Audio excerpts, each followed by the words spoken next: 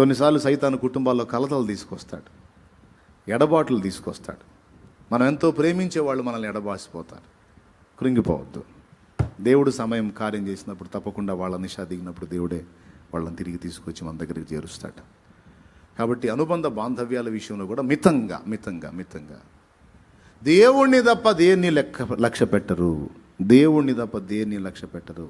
దేంతో ఎక్కువ డీపు. ఇప్పుడు నాతో ఉండే రిలేషన్ విషయంలో కూడా ఎక్కువ డీప్కి వెళ్ళడానికి ట్రై చేయొద్దు. మితంగా. ఎక్కువ డీప్ అయ్యారనుకో, నాతో నేను దొరకలేదనుకో, నా మీద కోపం వచ్చింది నీకు. నిజంగా నాతో ఎక్కువగా ఉండగోరినటువంటి వాళ్ళ విషయంలో భయపడతాను నేను. ఎందుకంటే వీళ్ళు ఇంత కనెక్ట్ అవుతున్నారు, ఒకవేళ సడన్గా నా నుంచి ఎడబాటు వస్తే వీళ్ళు తట్టుకోలేరు, ఎఫెక్ట్ అవుతారు. అందుకే అందరితో మితంగా ఉండటానికే ఇష్టపడతాను నేను.